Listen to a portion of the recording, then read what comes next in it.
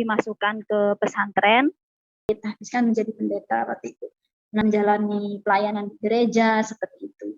Saya tidak tahu, saya sembunyi-sembunyi untuk masuk Kristen. Saya terlahir dari keluarga Muslim. Asal saya dari Jawa Timur, kayak mengaji, sholat, seperti itulah. Tapi dalam hati saya tuh dari kecil itu kayak merasa, bukan kayak emang, hati saya dari kecil itu memang kurang merasakan kedamaian dalam itu. Maksudnya dimasukkan ke pesantren untuk mendalami ilmu keagamaan Muslim waktu itu. Saya masih memakai jilbab gitu. Minggu depannya, kok saya penasaran lagi, pengen datang lagi. Misalnya kayak ketagihan gitu, pengen datang. Ada rasa kenyamanan, kedamaian gitu di dalam gereja itu. Terus saya mendengarkan firman Tuhan juga dari pendetanya yang berkhotbah. Yesus adalah jalan satu-satu untuk menuju keselamatan, bahwa dia adalah penuh kasih, dia berkorban disalib karena dosa-dosa manusia, dibilang begitu. Saya tertarik hal seperti itu kan, akhirnya terus setiap hari Minggu saya datang ke gereja, terus saya mengikuti mendalami firman melalui belajar katekisasi. Waktu kan saya di gereja Bali ya, gereja Bali Protestan, sehingga saya belajar Alkitab, terus mendalami firman Tuhan. Saya ngomong sama pendeta, saya mau dibaptis, saya bilang begitu. Mau mencintai Yesus hanya sekedar nyanyi saja, tetapi Tuhan menginginkan bahwa itu saya benar-benar harus cintai Yesus. Itu sebuah kasihnya yang buat saya. Tuhan benar-benar membentuk saya. Suami saya sedang ditahbiskan menjadi pendeta waktu itu. Nah, melakukan saya seperti biasa, saya bekerja dan juga menjalani pelayanan di gereja seperti itu.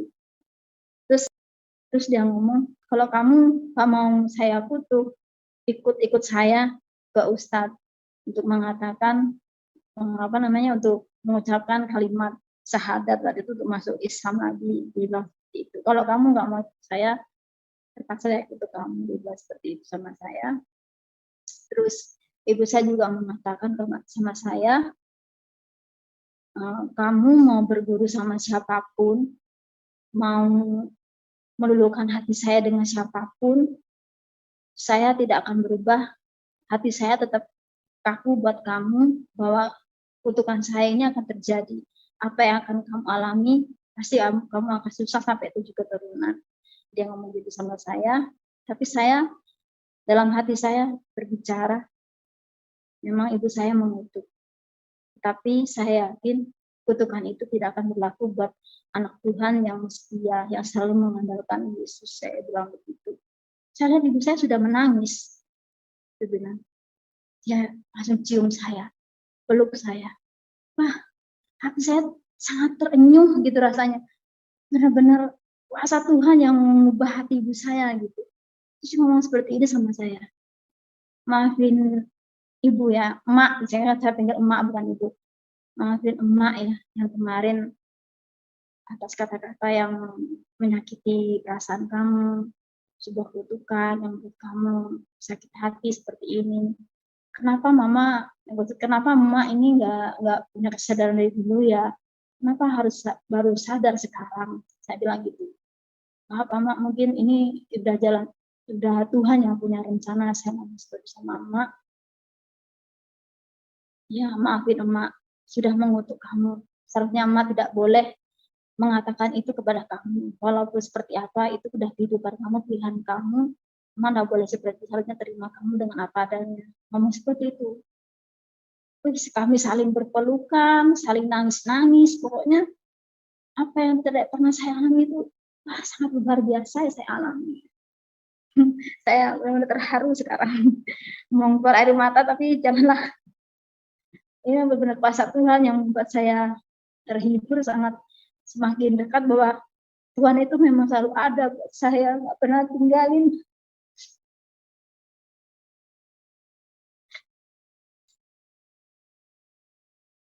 Ya, Tuhan selalu ada buat saya, nggak pernah tinggalin.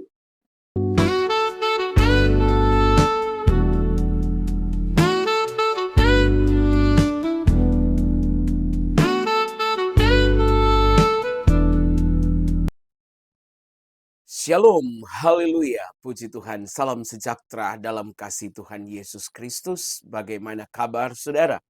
Kami berdoa saudara dalam keadaan yang tetap sehat, semangat, dan diberkati oleh Tuhan.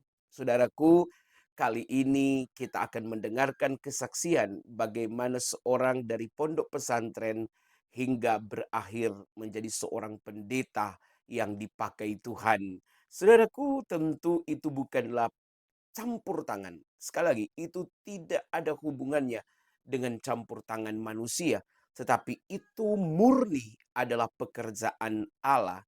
Bahkan ada yang menuduh orang tua, keluarganya menuduh dia bahwa dia menjadi Kristen karena suaminya. Tetapi dalam kesaksian nanti akan saudara lihat bagaimana sebelum dia mengenal suaminya pada waktu itu masih seorang gadis. Ia telah menemukan kebenaran di dalam Yesus Kristus. Bahkan waktu dia berada di pondok pesantren itu pun dia tidak ada damai dan mulai mencari kedamaian. Dan akhirnya dia menemukan itu di dalam Yesus Kristus. Hal ini mengejutkan kita, namun inilah kebenaran yang terus kami sampaikan untuk memberikan kepada saudara bagi orang Kristen kekuatan, ya, memberikan kepada saudara suatu kepastian bahwa yang benar adalah Tuhan yang sanggup merubah orang dari sesuatu yang tidak menyukai dan akhirnya dia bisa menyukai Yesus, memilih Yesus. Bagaimana selanjutnya kisah yang disaksikan oleh pesaksi ini kita ikuti bersama-sama. Berikut ini kesaksiannya. Haleluya. Menyampaikan dan bersaksi dari awal bagaimana saya mengenal Tuhan Yesus.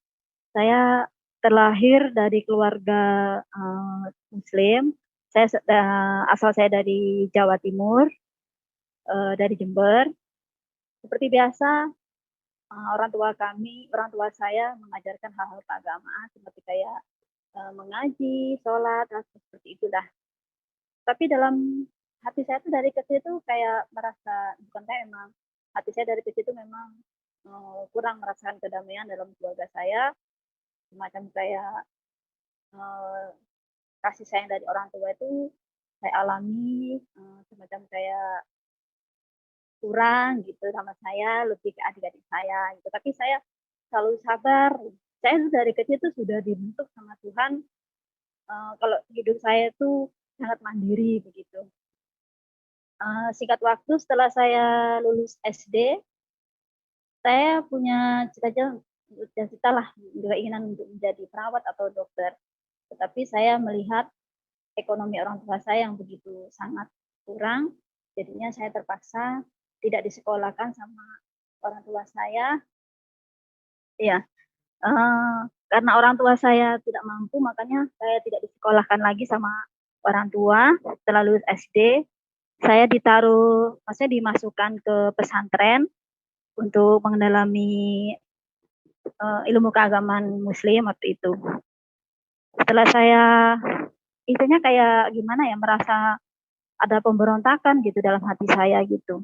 Masih dari kecil tuh saya selalu merasa punya perasaan penasaran dari kecil itu. Ingin tahu hal-hal yang di luar dugaan saya seperti itu. Bahkan nanya-nanya ke usnya hal ini seperti itu, begini.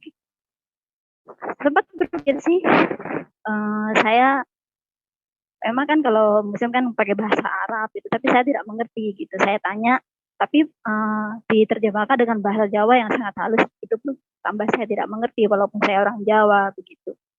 Ya sudahlah, memang saya tidak boleh untuk mengikuti kedalaman seperti itu batin saya. Nah setelah itu saya sudah kerasa tidak kuat lagi, jadi saya minta sama orang tua saya untuk keluar dari pesantren. Setelah saya keluar dari pesantren, saya merasa juga tambah gak ada kedamaian begitu di dalam keluarga, dalam rumah serba salah gitu. Mau keluar juga salah, kitanya saya sering dimarahin sama orang tua. Terus ada pemberontakan dalam hati saya. Setelah saya merasakan hal seperti itu, saya ingin keluar dari keluarga saya gitu. bahkan punya pikiran pokoknya saya harus keluar keluarga ini biar saya tidak tertekan gitu.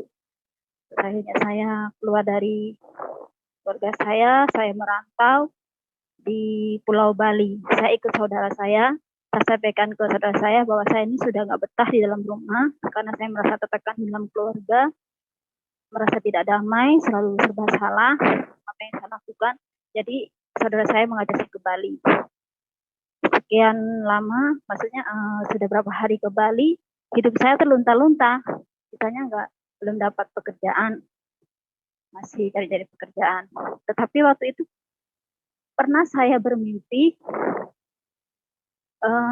kayak semacam kayak saya diajak di padang rumput begitu. Saya ketemu sama sosok berjubah putih. Dia bilang katanya, bersabar, buat kamu nanti akan dapat pekerjaan dengan sesuai kamu dan kehidupan kamu akan berubah. Ya setelah saya dapat mimpi itu saya kan kaget. Saya ini mimpi siapa?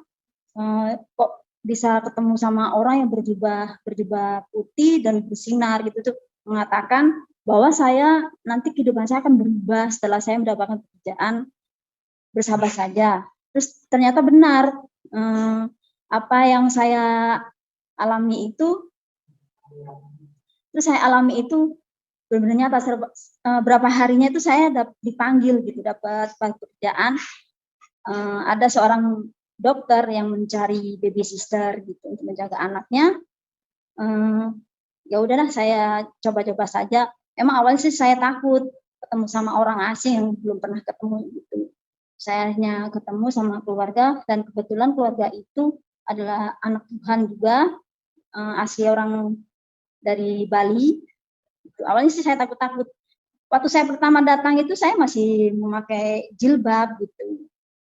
Terus majikan saya bilang terasa heran melihat saya kok memakai jilbab gitu. Terus ya sudahlah, akhirnya saya ikutin sesuai prosedur kerja saya di sana. Setelah itu saya kerja di sana sebagai baby sister. Ya bukan hanya baby sister tapi serabutan gitu. Kayak bantu istilahnya ngepel kalau pas anaknya lagi tidur.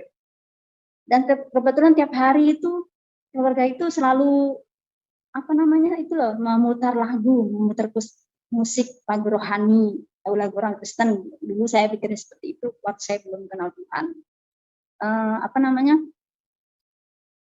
Terus saya heran, lagu ini setiap saya mau tidurin anaknya itu, neneknya itu selalu sering hidupin lagunya itu supaya anaknya bisa tidur.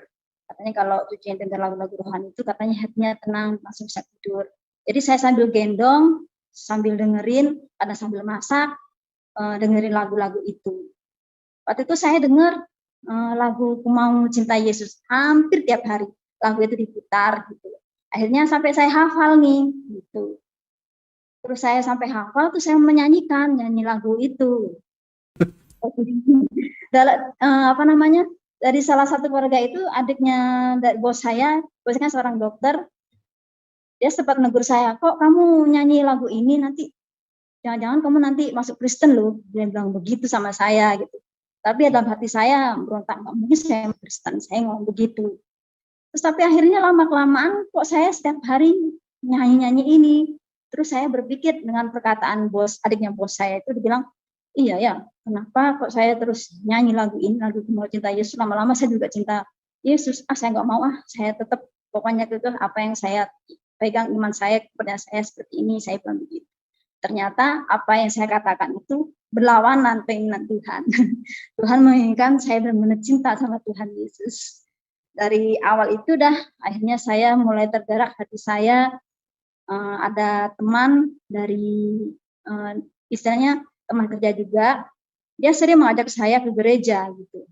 Tapi saya sering menolak dia. Ayo ikut aku ke gereja, dia bilang begitu.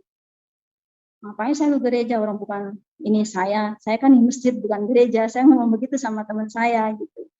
Ya sekedar lihat-lihat aja, kalau kamu disuruh duduk ya duduk, disuruh nyanyi ya diem aja, berdiri ya berdiri, dia begitu. Kamu ngawur, saya ngomong begitu.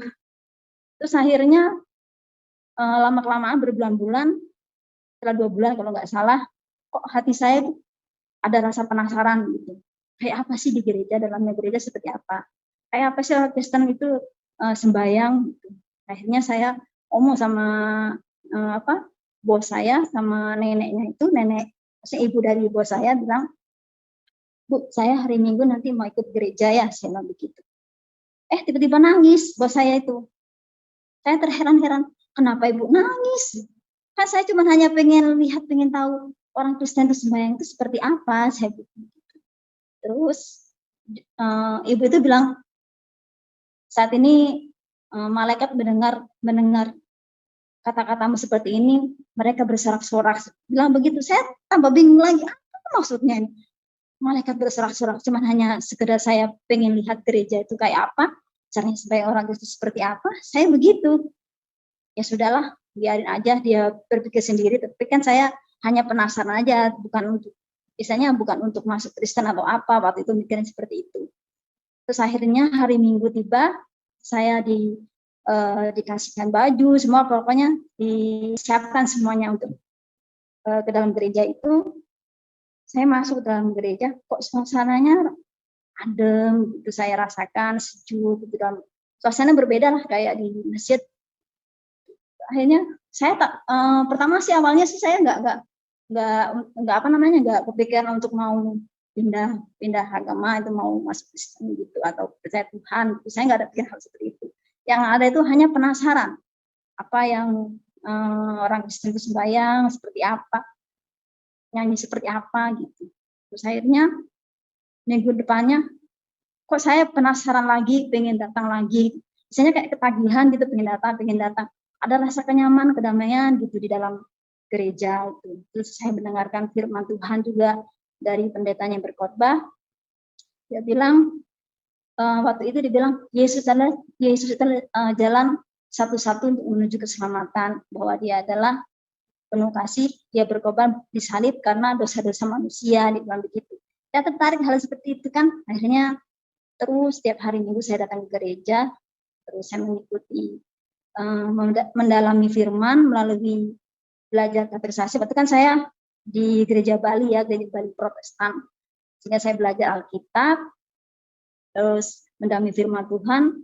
Saya ngomong sama pendeta, saya mau dibaptis. Saya bilang begitu. Pendeta ini kaget. "Kamu yakin mau dibaptis? Ini bukan hal-hal main-main loh, kalau kamu mau dibaptis harus dari hati gitu.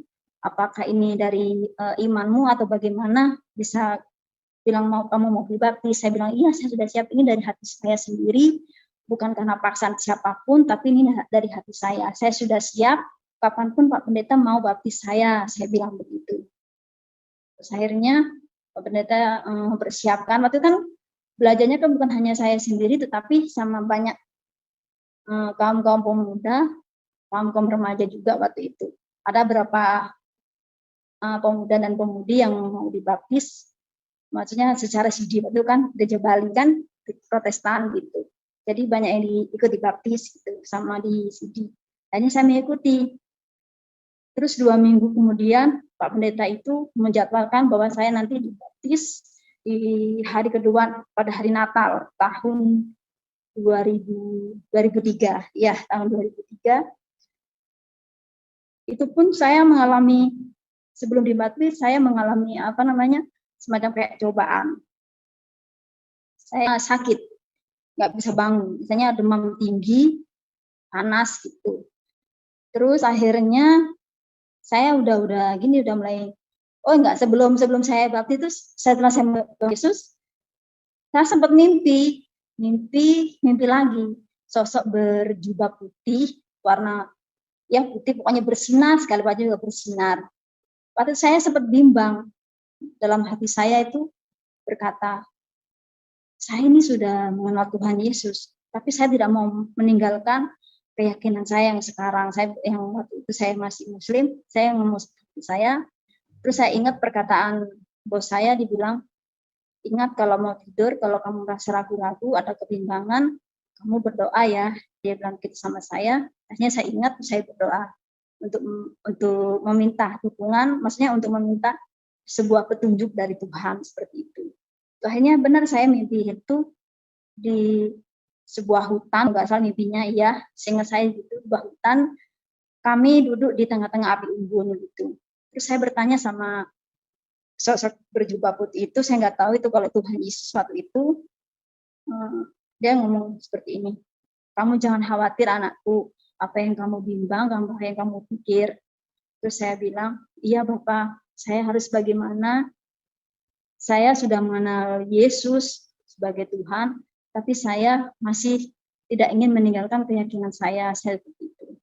Terus sosok itu bilang juga sama saya, kamu jalanin dulu anakku, kamu pasti tahu jalan seperti apa, ada rencana yang indah buat kamu suatu saat. Dia ngomong seperti itu, langsung saya kaget, saya terbangun setelah itu.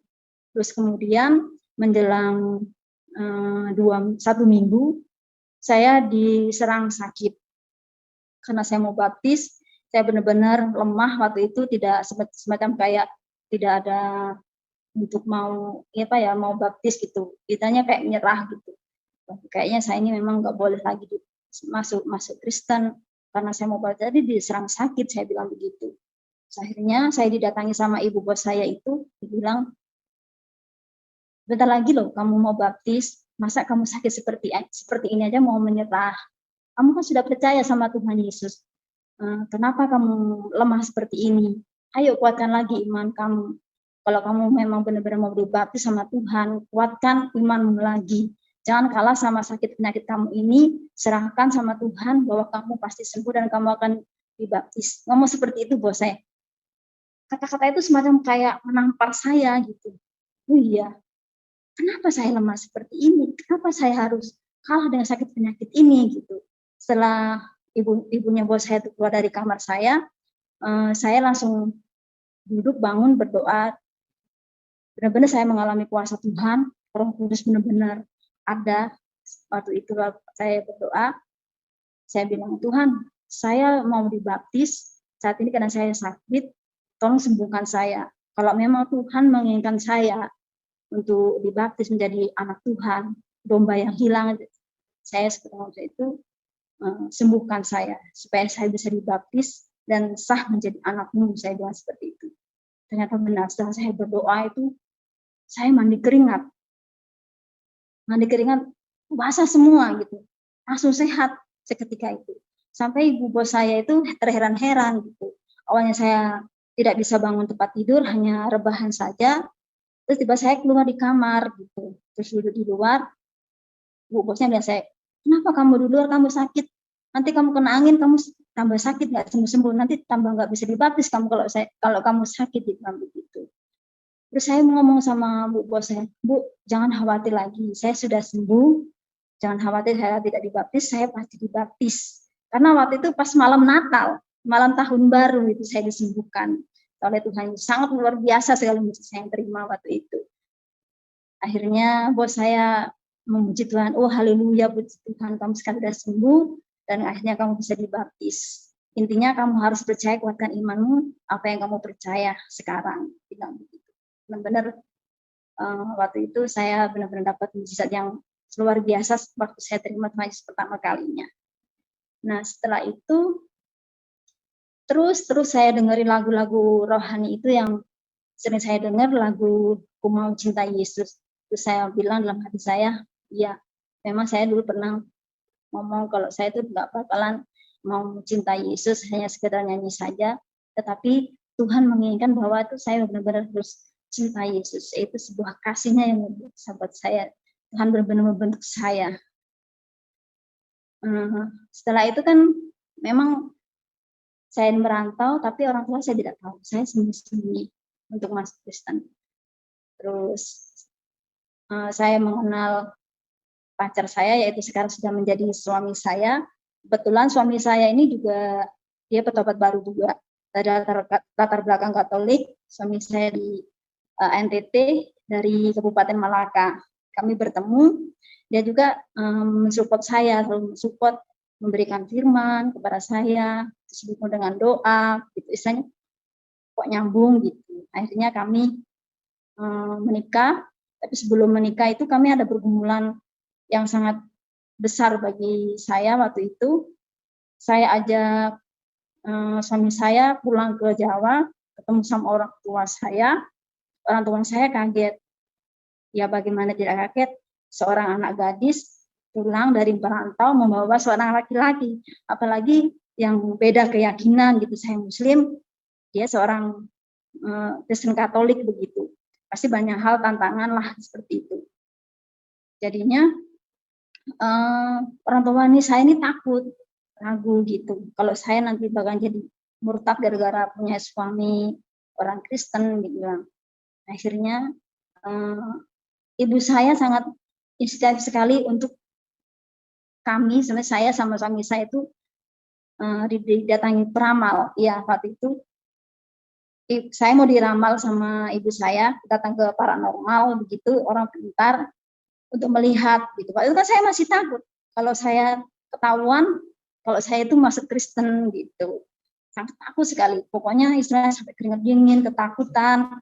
Terus benar-benar mesti saya alami setelah saya nangis-nangis, gimana jangan sampai peramal itu tahu gitu. Waktu itu memang saya sudah percaya, tapi saya ada rasa ketakutan, keraguan seperti itu, hal manusiawi bagi saya waktu itu. Terus akhirnya saya dan suami saya masuk ke kamar untuk berdoa supaya tidak terjadi apa yang kami tidak inginkan, tetapi Tuhan selalu menjamah keinginan kami yang terbaik. Kami berdoa masuk kamar, terus tiba-tiba adik saya datang lagi ke rumah peramal itu, orang pintar itu, dibilang katanya orangnya tidak ada. Oh puji Tuhan, saya bilang begitu. Tuhan benar-benar menjawab doa saya dan suami saya. Dan pokoknya lega rasanya ketika saya ketakutan, khawatir, nangis.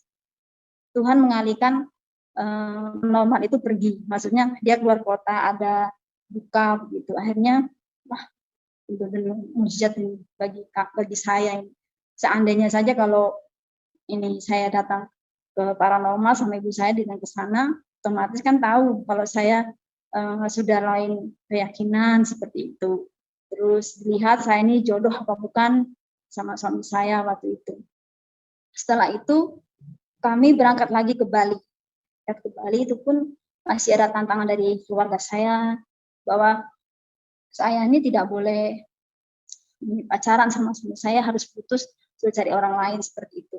Tapi nggak tahu kenapa, karena hati ya, mungkin juga karena udah jodoh, Tuhan itu selalu memberikan petunjuk bahwa itu benar-benar jodoh saya. Jangan takut sama orang tua kamu bahwa apa yang dirancangkan orang tuamu tidak akan terjadi seperti itu. Dan akhirnya ya benar sampai sekarang akhirnya kami bersatu. Itu semua berkat karena kasih Tuhan yang sangat luar biasa buat saya sampai sekarang.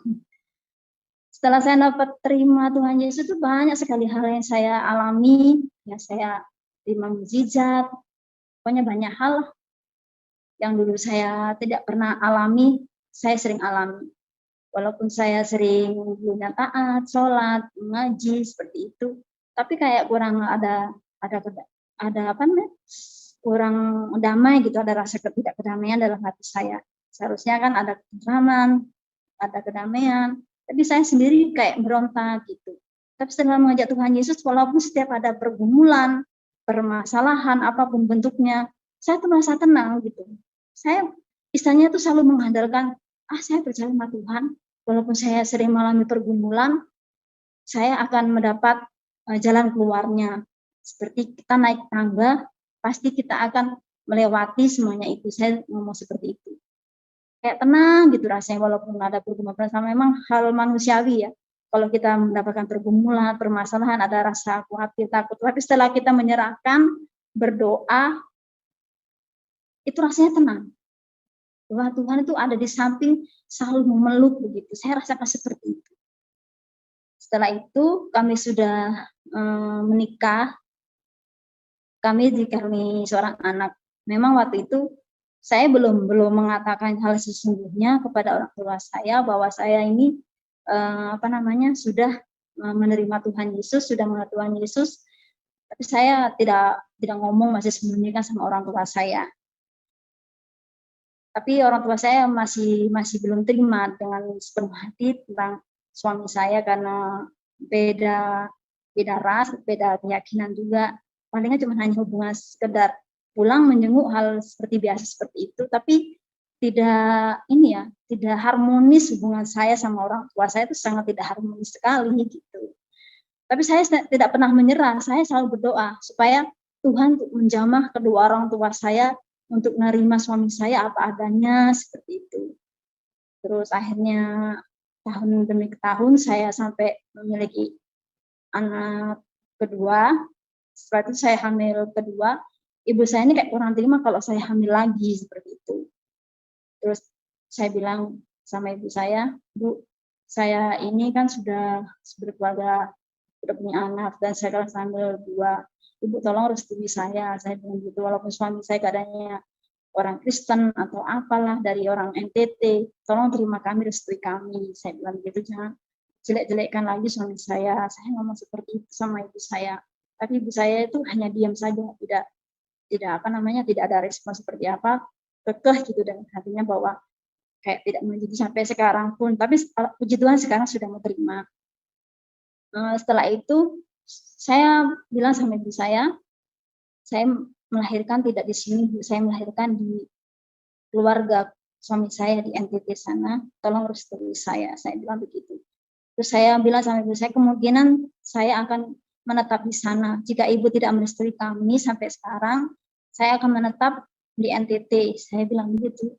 Karena ibu saya takut dengan ucapan saya itu, akhirnya ibu saya peluk saya. Seolah-olah tidak mau kehilangan saya gitu, yang dulunya ibu saya berang saya sama saya itu kayak ada rasa takut kehilangan saya gitu. Terus saya ngomong baik-baik, izinkan saya pulang dulu, biarkan saya melahirkan dulu di keluarga suami saya di NTT sana. Tolong restui saya sama ibu saya. Akhirnya ya udah, ibu saya melepas, kamu hati-hati di sana, baik-baik di sana, di anestesi seperti itu. Itu saya sama suami saya setelah pamit mau ke Bali, menjelang berapa bulan kemudian saya hamil berapa bulan waktu itu, 6 bulan. Saya berangkat ke NTT sama suami saya antarkan saya ke keluarganya, memperkenalkan keluarganya. Ternyata keluarga suami saya kan keyakinannya Katolik kan gitu. Akhirnya saya diajak ke gereja Katolik di sana. Ya saya ikutin seperti biasa, karena bagi saya itu saya menyembah Tuhan, bukan menyembah gerejanya atau apa. Biasanya Tuhan Yesus yang saya sembah, saya mikirnya seperti itu. Dengan lamanya tahun kemudian, saya selama hampir 1 tahun di NTT. Itu pun suami saya juga dijamah oleh Tuhan, diberkati oleh Tuhan, dikerjakan oleh Tuhan, ditawarkan. Saya itu sudah pindah gereja waktu itu, bukan gereja waktu saya baptis itu, saya sudah pindah di gereja sebuah sinode dari Korea, ya, dari Korea, misionaris dari Korea. Terus tiba-tiba suami saya ini ditawarkan untuk sekolah teologi gitu. Kami nggak ada pikiran hal seperti itu, rencana itu. Intinya kami itu hanya beribadah, percaya sama Tuhan Yesus, itu yang ada di pikiran kami waktu itu. Tidak ada untuk rencana untuk mau jadi pendeta atau sekolah teologi atau penginjil lah, pokoknya hal seperti itu. Kami tidak ada rencana hal seperti itu, tapi Tuhan memberikan rancangan itu yang sangat indah, yang buat kita tuh heran-heran gitu. Rencana Tuhan itu seperti ini, wow, sangat luar biasa rencana Tuhan. Walaupun kami sangat bergumul, kerja keras, istilahnya banyak cobaan, tantangan ikut Tuhan. Walaupun kami sampai terseok-seok jalan, tetapi Tuhan selalu mendampingi, nggak pernah meninggalkan. Apa yang kami alami, pergumulan kami, apa yang alami itu nggak pernah ditinggalkan, selalu aja ada jalan keluar gitu.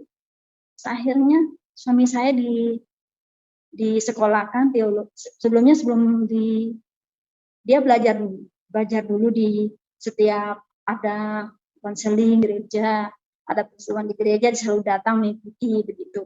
Kadang ke komsel selalu ikut pendeta sama vikaris begitu. Akhirnya suami saya mengerti tentang Alkitab. Waktu itu kan sangat ditantang sekali. Pokoknya banyak pergumulan sekali. Suami ditantang keluarganya karena keluarganya Katolik, tiba-tiba suami saya mau sekolah teologi, sangat ditantang. Terus dianggaplah seperti kayak nggak dianggap lagi sama keluarga gitu. Terus saya juga begitu pergumulan bahwa orang tua saya tidak terima kalau saya masuk Kristen seperti itu. Waktu itu kan setahunnya keluarga saya itu saya masuk Kristen itu dari suami. Padahal kan sebelum saya kenal suami saya, bertemu sama suami saya sudah mengenal Tuhan terlebih dahulu seperti itu. Saya sembunyikan ada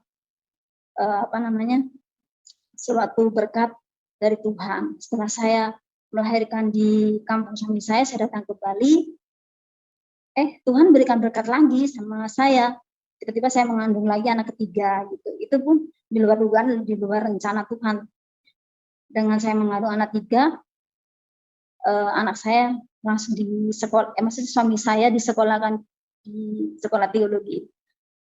Benar-benar waktu itu pergumulan. Suami saya dengan sibuk sendiri, saya harus mengurus anak dua dengan keadaan mengandung, benar-benar berat waktu itu. Suami saya begitu kekeh sekali dan rajin belajar waktu itu pas sekolah teologi itu.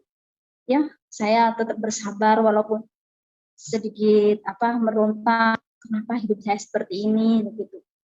Jalan saya seperti ini, apalagi misalnya udah fokus sekolah, otomatis kan perhatiannya sama kami juga berkurang gitu. Terhadap saya sama Nara juga berkurang karena fokusnya untuk belajar tentang teologi waktu dia sekolah itu. Saya mengalami sangat hebatlah pergumulannya, sabar saya alami begitu. Ya, pada akhirnya Tuhan memang membentuk suami saya saat ini sampai dia lulus sampai sekolah itu pun banyak sekali tantangan, tidak selancar, tidak semudah apa yang kami bayangkan waktu itu. Banyak sekali kendala-kendala sampai suami saya pernah istilahnya istirahat sekolahnya itu karena faktor biaya dan juga karena diperhatikan dari keluarga juga keluarga suami saya maksudnya. Dia kan sangat kayak ya begitulah tantangan gimana beda keyakinan gitu, seorang Katolik dari mau menjadi pendeta seperti itu kan, sampai sekolah pendeta sangat ditolak sekali sama keluarganya waktu itu. Kami sama-sama sangat bergumul banget waktu itu. Saya ditantang oleh keluarga, suami juga saya ditantang juga oleh keluarga. Kami selalu berdoa supaya benar-benar apa yang kami jalan itu sudah terlewati dan mendapatkan jawaban Tuhan. Sehingga akhirnya singkat cerita suami saya lulus dari sekolah teologi, tapi sebelum lulus itu kami mengalami pergumulan yang sangat hebat banget. Pokoknya di luar dugaan lah waktu itu. Ketika suami saya sedang gladi bersih mau menjelang wisuda, ada suatu administrasi yang belum dilunasi oleh suami saya. Jika tidak melunasi, suami saya tidak akan jadi wisuda dan tidak menerima toga itu. Benar-benar saya menangis, suami saya juga sedih, harus bagaimana sudah perjuangan sekian tahun untuk sekolah teologi ini untuk mendapatkan apa yang Tuhan inginkan. Tapi Tuhan juga tidak meninggalkan gitu. Tiba-tiba aja dapat mukjizat kita. Ada seseorang yang meminjamkan kami untuk membayar itu untuk donasi administrasi untuk pakai wisuda itu. Akhirnya ya itu dah kami bisa donasi dan suami saya bisa wisuda.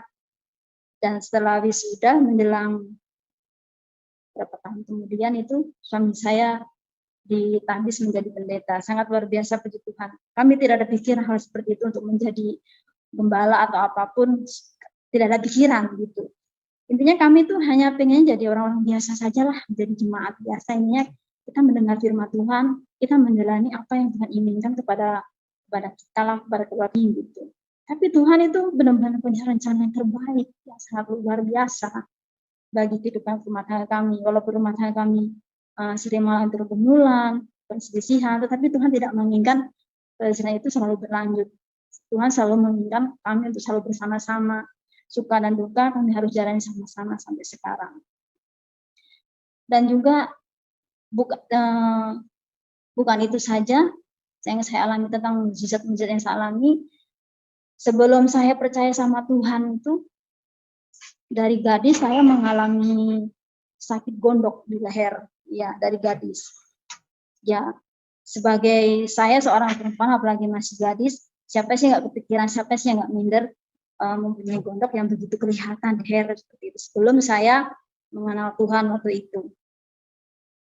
Terus ternyata Tuhan menginginkan bahwa saya tetap kuat imannya, walaupun saya punya gondok. Waktu saya pernah minder sih, siapa sih yang mau perempuan kayak saya yang mempunyai gondok di leher, saya ngomong seperti itu waktu itu. Ternyata Tuhan mempertemukan saya dengan suami saya, dan suami saya menerima apa adanya, ya puji Tuhan. Sempat waktu itu, sempat mau dioperasi gondok saya, tetapi mungkin juga karena kerjaan Tuhan, bukan mungkin memang kerjaan Tuhan, kerja Tuhan ditunjukkan kepada saya, bahwa gondok itu akan hilang sendirian melalui mujizat Tuhan, walaupun tanpa operasi. Waktu itu sempat mau operasi waktu saya masih kerja di bisnis itu, karena bos saya adalah seorang dokter, dia menyarankan untuk operasi, karena gondok itu adalah gondok permanen, maksudnya tidak akan besar, tidak akan tetap aja segitu, tapi masih ada di dalam leher saya seperti itu. Waduh, gimana ini saya mau begitu? Akhirnya saya mau dioperasi, tetapi juga ada halangan lagi. Saya tidak jadi operasi waktu itu, lagi tenarnya ini apa namanya, ya, malpraktek ya waktu itu. Banyak yang kasus malpraktek, jadi dokternya tidak berani untuk operasi saya karena tidak ada pendamping, maksudnya tidak ada orang tua gitu. Akhirnya saya tidak jadi operasi. Dengan sekian tahunnya saya sudah punya anak 2 ya. Sudah punya 2 tuh saya masih gondokan, masih kelihatan sekali leher saya ini besar gitu. Minder gitu. Bagaimana nggak minder, orang benjolan di leher sangat terlihat sekali gitu. Saya berdoa terus setiap ada KKR atau persekutuan gereja, kami selalu ikut, saya selalu didoakan, minta doa sama pendeta seperti itu. Kami juga sering berdoa tentang tangan gitu. Dan dengan lambatnya tahun, jalan waktu berjalan, saya pun udah nggak mikir tentang gondok saya. Ya, saya sudah pasrah, intinya pada Tuhan lah, serah udah Tuhan mau seperti apa. Saya nggak mikir gondok saya.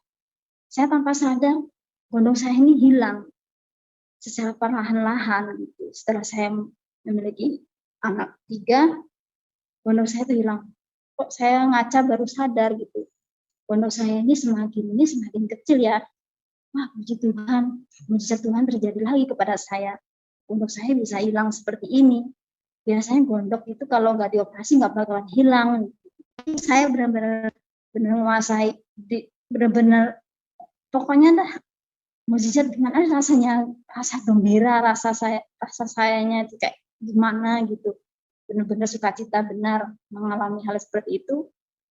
Gondok saya bisa hilang, semua karena berkat kasih Tuhan, walaupun tidak operasi, dulu pernah operasi tapi tidak jadi karena mau praktek, tetapi Tuhan menunjukkan kasih-Nya kepada saya, bahwa gondok saya dengan secara berserah kepada Tuhan, bahwa saya yakin bahwa gondok saya ini pasti, ternyata benar gondok saya sembuh gitu. Tapi sekarang sudah tidak terlihat lagi. Amin, puji Tuhan bagi saya. Bukan hanya itu saja, saya juga sempat mengalami pergumulan yang sangat berat terhadap ibu saya. Ya, ini yang membuat saya sangat terharu sekali, yang membuat saya semakin dekat juga sama Tuhan, oleh karena kasih-Nya yang begitu luar biasa bagi saya. Karena ibu saya memang dari dulu semenjak saya mengenal Tuhan, ibu saya tidak setuju kalau saya masuk Tuhan. Kalau bapak saya itu dia tidak terlalu memikirkan hal apa yang saya alami, saya jalani, itu sudah pilihan hidup saya, sudah pilihan apa yang saya jalani. Bapak saya nggak pernah mikir hal seperti itu, kecuali ibu saya yang sangat keras kepala, hatinya yang seperti batu. Waktu itu saya mikir seperti itu, yang tidak mau terima saya dengan apa adanya, seperti itu. Waktu itu saya sudah punya anak 3 sih. Tiba-tiba ibu saya ini marah sama saya. Waktu itu saya berkunjung pulang ke Jember untuk menengok ibu saya, bapak saya pulang ke Jember. Awalnya kami baik-baik saja, biasa ngobrol, bercanda seperti itu sama ibu saya. Nah tiba-tiba dulu kan nggak ada istilah sosial media kayak Facebook seperti itu ya. Adik saya kan memiliki aplikasi Facebook seperti itu. Melihat nih aplikasi, maksudnya postingan-postingan saya dan suami saya bahwa kami ada di gereja seperti itu. Bahwa itu melihat postingan ada satu postingan suami saya sedang ditahbiskan menjadi pendeta waktu itu. Nah disampaikanlah sama adik saya kepada ibu saya. Jadi marahlah ibu saya gitu di situ. Akhirnya saya tidak diajak omong sama ibu saya. Bahkan saya pamit mau berangkat ke Bali, itu ibu saya menghindari saya. Gitu. Tidak mau ketemu saya karena marah, ketahuan gitu. Terus akhirnya ya sudahlah, nggak apa-apa. Terus nanti ibu pasti baik-baik lagi sama saya, nggak mungkin marah-marah terus seperti ini. Saya ngomong seperti itu. Akhirnya saya berangkat lagi ke Bali untuk menjalankan aktivitas kami seperti biasa, yaitu aktivitas kami ya untuk kegiatan gereja lah seperti biasa seperti itu. Memang sih keadaan saya itu, hati saya sangat sedih sekali.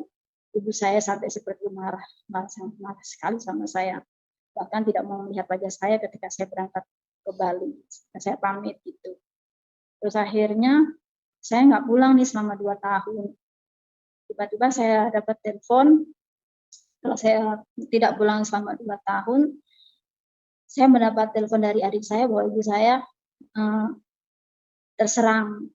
Maksudnya ibu saya kan mempunyai riwayat darah tinggi seperti itu. Ibu saya terserang stroke ringan, saya disuruh pulang sama keluarga untuk melihat keadaan ibu saya. Jadi saya pulang. Dan setelah itu saya pulang, saya peluk lagi ibu saya, saya merawat saya. Saya bilang sama ibu saya, Bu, tolong restui saya bilang begitu sama ibu saya, jangan seperti ini terus, jangan marah sama saya terus. Ini sudah jalan saya seperti apa. Ibu tolong jangan sampai mengutuk saya seperti itu. Ngomong seperti sama ibu, saya menangis tapi tidak ngerespon saya, karena ibu saya kan waktu itu masih stroke, jadi untuk ngomong aja kurang gitu, berjalan aja kurang, saya sedih. Tapi saya selalu berdoa buat ibu saya untuk disembuhkan, dan mukjizat itu terjadi kepada ibu saya. Ibu saya sembuh dari stroke-nya itu, walaupun segala terapi yang dia jalani sampai ke dokter kemanapun dia berobat, tapi saya yakin ibu saya sembuh itu melalui doa-doa saya, bukan dari yang lain. Saya sampai sekarang saya seperti itu. Walaupun ibu saya cerita dia sembuh dari tempat ini, dari terapi ini, dari tempat ini, tapi saya percaya bahwa ibu saya itu sembuh dari doa saya, mujizat yang ibu terima itu dari doa saya. Saya ngomong seperti itu dalam hati saya. Oke, setelah ibu saya sudah sembuh, akhirnya saya berangkat lagi ke Bali untuk melakukan saya seperti biasa, saya bekerja dan juga menjalani pelayanan di gereja seperti itu. Terus tahun kemudian saya pulang lagi ke Jember, ke Jawa. Ibu saya kan sudah terima saya waktu itu, sudah peluk saya, ya udah sudah maafkan saya, tidak marah lagi. Nah, saya pulang setahunnya lagi pulang. Dalam keadaan pulang itu ibu saya tidak damai lagi hatinya, marah lagi sama saya gitu. Bahkan saya datang itu dia tidak menyambut saya gitu. Ada apa nih, ibu saya kayak seperti ini lagi, marah lagi sama saya. Wah, ini sudah mulai iblis bekerja lagi oleh ibu saya seperti ini. Setelah saya datang ke Jawa, hanya bapak saya menyambut saya, yang ngajak ngobrolnya bapak saya dan adik saya. Ibu saya tidak ajak omong selama saya 3 hari tidak bicara satu rumah, tidak bicara satu pun sama ibu saya. Cuman hanya menghindar dan begitu. Setiap saya tanya, jawabannya ketus gitu, sangat menyakiti hati saya gitu. Saya akhirnya bisanya menangis karena ibu kandung saya melakukan ini sama saya. Terus pada hari ketiga sorenya itu tidak sengaja kami duduk sama-sama di depan. Ibu saya melontarkan marah gitu, kata-kata kepada saya yang membuat saya sedih. Ibu saya mengutuk saya. Jadi terharu saya. Ya, hati seorang anak bagaimana yang tidak sedih, yang tidak hancur. Seorang ibu mengutuk anak sampai 7 keturunan. Kalau saya benar-benar masuk Kristen, dia bilang begitu. Dia sudah tidak mau menganggap saya sebagai anak, bahkan mengutuk saya bahwa kehidupan saya itu tidak akan tenang, tidak bahagia sampai 7 keturunan. Ini kutukan seorang ibu ini yang lumayan bikin takut ya, karena gimana ibu yang mengandung dan melahirkan kita itu mengutuk gitu. Terus dia ngomong, kalau kamu gak mau saya kutuk, ikut saya ke Ustadz untuk mengatakan untuk mengucapkan kalimat syahadat waktu itu untuk masuk Islam lagi, bilang seperti itu. Kalau kamu nggak mau saya, terpaksa saya ikut kamu, dibilang seperti itu sama saya. Terus ibu saya juga mengatakan sama saya, kamu mau berguru sama siapapun, mau meluluhkan hati saya dengan siapapun, saya tidak akan berubah. Hati saya tetap kaku buat kamu, bahwa kutukan saya ini akan terjadi. Apa yang akan kamu alami, pasti kamu akan susah sampai 7 keturunan. Dia ngomong gitu sama saya, tapi saya dalam hati saya berbicara, memang ibu saya mengutuk. Tapi saya yakin kutukan itu tidak akan berlaku buat anak Tuhan yang setia, yang selalu mengandalkan Yesus. Saya bilang begitu. Memang saya tidak akan berguru ke siapapun untuk meluluhkan hati ibu saya. Cuma hanya satu tempat saya mengeluh, tempat satu yang maksudnya saya berguru hanya kepada Tuhan saja, tidak ada yang lain. Saya yakin melalui saya berguru dengan Tuhan Yesus, Tuhan akan meluluhkan, akan membantu ibu saya, sehingga apa yang tadi diucapkan itu tidak akan terjadi dalam hidup saya seperti itu. Sedih dan nangis itu yang saya rasakan waktu itu. Ibu saya mengutus saya seperti ini. Dan akhirnya malamnya saya berdoa kepada Tuhan untuk meminta pertolongan, minta bantuan sama Tuhan, supaya Tuhan menjamah hati ibu saya untuk meluluhkan hatinya, agar tidak marah lagi sama saya dan mencabut kutukan kepada saya. Saya menunggu semuanya tidur waktu itu. Setelah saya tidur tengah malam, sepi sekali, saya berdoa mengundang Roh Kudus untuk hadir tepat kamar saya. Benar-benar sangat luar biasa ya saya alami waktu itu. Yang tidak pernah saya alami waktu itu. Soal itu kamar saya itu, saya berdoa itu bersinar. Roh Kudus itu benar-benar ada, menyentuh kepala saya, memberkati saya. Saya mengadakan tangan saya tinggi ke atas gitu. Saya berdoa, Tuhan tolong saya, bantu saya untuk membukakan pintu hati ibu saya, supaya ibu saya ini jangan seperti itu sama saya seperti sama Tuhan. Saya berdoa sambil menangis dan menangis. Saya juga merasakan kuasa Tuhan benar-benar terjadi terhadap ibu saya. Setelah saya berdoa, saya merasa tenang, merasa damai. Saya yakin bahwa besok akan terjadi mujizat terhadap saya. Dan saya yakin besok paginya Tuhan akan membuka hati dan pikiran ibu saya waktu itu. Ternyata benar apa yang saya rasakan. Setelah subuh-subuh, biasanya kan subuh-subuh ibu saya sudah bangun jam 3, jam 4, karena orang tua saya dagang tahu tempe. Dia jualan tahu tempe dengan buatan hasil tangan sendiri. Jadi pagi-pagi sudah bangun. Mereka juga harus menjalankan aktivitas mereka, yaitu kewajiban mereka sebagai umat Muslim, yaitu sholat subuh. Setelah dia sholat, tiba-tiba ibu saya ini ketuk kamar saya gitu. Saya heran. Dia bilang, tanya, kamu masih tidur? Dia bilang gitu, tadi ketuk ibu saya.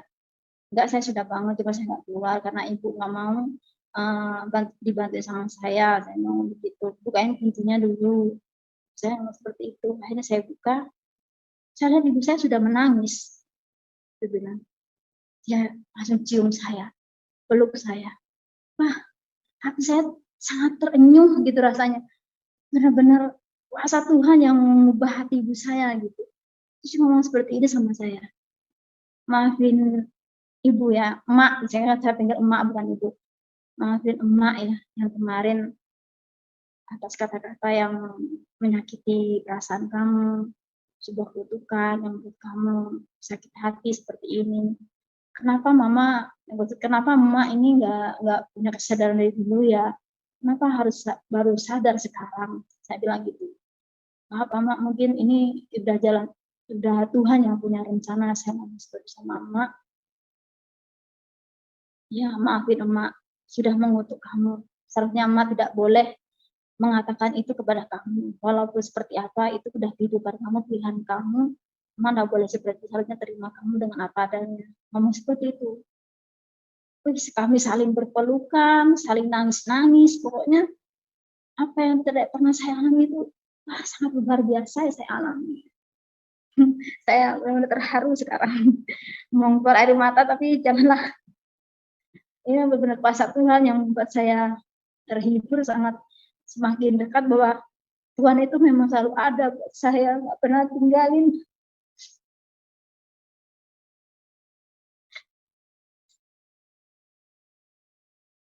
Ya, Tuhan selalu ada buat saya, nggak pernah tinggalin. Walaupun ibu saya mengutuk sampai 7 keturunan bahwa kehidupan saya nanti tidak akan bahagia, mendapat kesusahan. Tapi Tuhan mengubah hati ibu saya dan merangkul lagi saya, menganggap saya sebagai anaknya. Yang dulu ibu saya nggak pernah perhatian sama saya. Semenjak kata kutukan itu saya berdoa kepada Tuhan untuk menjamah hati ibu saya. Sampai sekarang ibu saya sangat perhatian sama saya. Bahkan saya sekarang sudah mengandung anak keempat, ibu sangat perhatian sama saya. Ketika kemarin kan saya sempat pulang selama 2 bulan di Jawa, perhatian sekali ibu saya sama saya. Ketika saya mengeluh saya sakit perut atau bagaimanapun, dia selalu bilang, apanya sakit, ayo kita ke dokter biar kamu tidak sakit. Dia selalu perhatikan sama saya seperti itu. Sangat luar biasa. Yang dulunya saya merasa kurang kasih sayang dari ibu saya. Melalui lawatan Tuhan Yesus menjamah hati ibu saya. Ibu saya menjadi perhatian. Itu bukan karena kehebatan saya bisa berdoa kepada Tuhan, tetapi itu semua adalah rancangan Tuhan, rencana Tuhan yang membentuk saya seperti ini. Benar-benar sangat luar biasa. Apa yang saya alami, itu semua karena Tuhan yang membuat saya seperti ini. Sangat luar biasa bagi saya.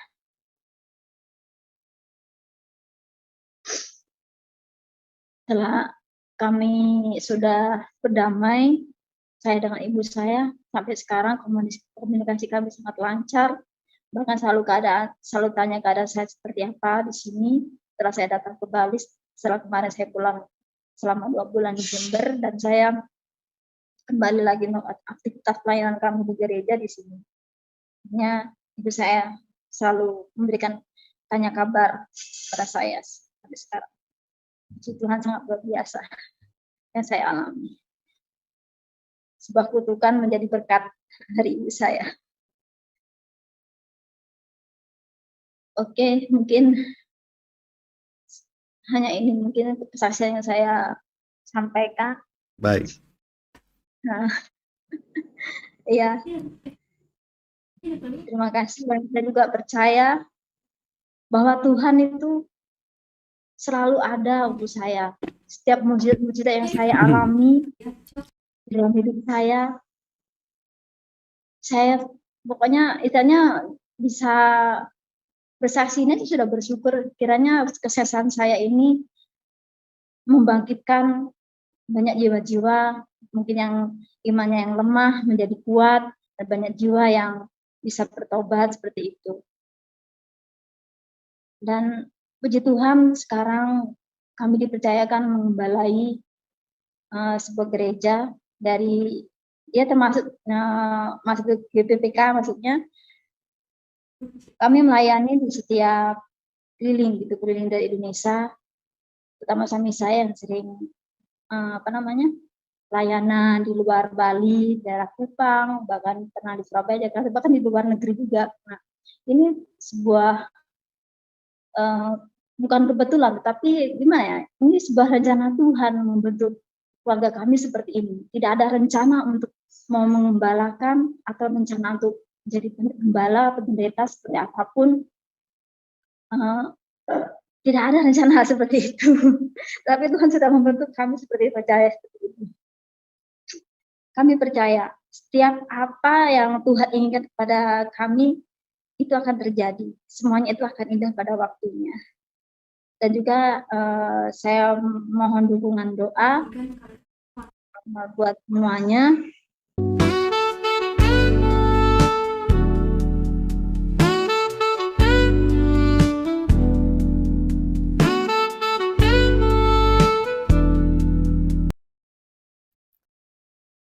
Amin, puji Tuhan. Tuhan memberkati saudara.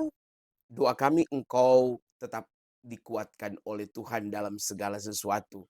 Jangan pernah bimbang, jangan pernah ragu. Ingat bahwa Tuhan kita mampu melakukan semuanya. Sampai berjumpa lagi dalam program acara kami selanjutnya. Teruslah bagikan tayangan-tayangan kami kepada sekalian banyak orang, supaya mereka juga diberkati oleh Tuhan. Sampai berjumpa lagi, Tuhan Yesus memberkati. Shalom. Haleluya, puji Tuhan.